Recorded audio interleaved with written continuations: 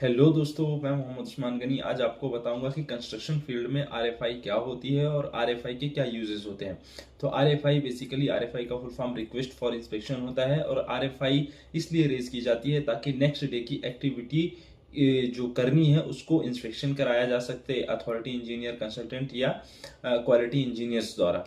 क्योंकि जो भी वर्क साइट पे हो रहा होता है उसका अथॉरिटी या अथॉरिटी इंजीनियर्स का या कंसल्टेंट्स जो भी हमारे होते हैं उनका अप्रूवल देना बहुत ज़रूरी होता है। उन आरएफआई के अप्रूव्ड होने के बाद ही हम वो कार्य या वो काम को आगे प्रोसेस करते हैं। आरएफआई रेज तो जो भी फर्म या कंपनी होती है उनके साइट इंजीनियर्स या साइट सुपरवाइजर्स वो साइट से रेज करते हैं। फिर उस आरएफआई को जो भी उनके प्रोजेक्ट मैनेजमेंट ऑफिस या बिलिंग प्लानिंग डिपार्टमेंट्स में होते हैं वो आरएफआई को कलेक्ट करते हैं और शाम को वो आरएफआई का एक डिजिटल कॉपी हमारे जो अथॉरिटीज इंजीनियर कंसल्टेंट होते हैं उन्हें मेल किया जाता है और हार्ड कॉपी भी उन्हें दी जाती है और हार्ड कॉपी की रिसीविंग कॉपी अपने पास रखी जाती है।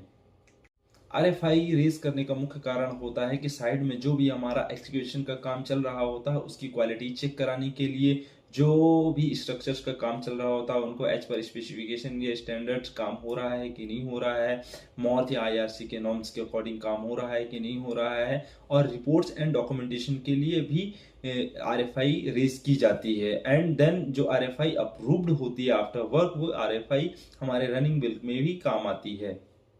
हाईवे कंस्ट्रक्शन फील्ड में आरएफआई रेज करने का मुख्य उद्देश्य होता है कि जो भी हाईवे कंस्ट्रक्शन में वर्क होता है वो लेयर वाइज होता है, लेयर वाइज होता है। जैसे कि अर्थ वर्क का काम हो रहा है तो पहले सब ग्रेड होगा, सब ग्रेड के बाद जीएसपी का वर्क होगा, जीएसपी के बाद डीबीएम डब्ल्यूबीसी या कि फिर डीएलसी एनपीक्यूसी का काम होगा। तो वो लेयर वाइज लेयर इंस्पेक्शन करने में बहुत ही आसानी होती है।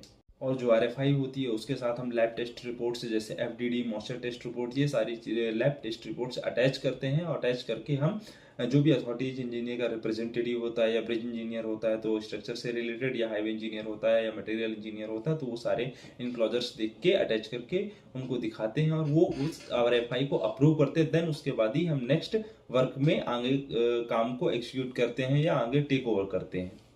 आरएफआई का महत्व तो मेजरमेंट और बिलिंग में भी बहुत ही इंपॉर्टेंट होता है क्योंकि आरएफआई अप्रूव्ड होने के बाद ही हम बिल को रेज कर पाते हैं। जो भी हमारे रनिंग बिल होते हैं या स्पेसेस होते हैं वो लेना बहुत ही आसान तरीके से होता है। अगर आरएफआई अगर अप्रूव्ड नहीं हुई है तो फिर बिल में भी रिजेक्ट हो सकते हैं, वो मेजरमेंट्स या बिल रिजेक्ट हो सकता है। आरएफआई आज अथॉरिटीज अप्रूवल या लीगल रिकॉर्ड्स के हिसाब से भी एनएचएआई हो चाहे स्टेट नेशनल हाईवेज हो या पीडब्ल्यूडी डिपार्टमेंट हो वह एक लीगल प्रूफ मानते हैं आरएफआई को। आरएफआई को हाईवे साइड पर बेसिकली जो कॉन्ट्रैक्टर्स होते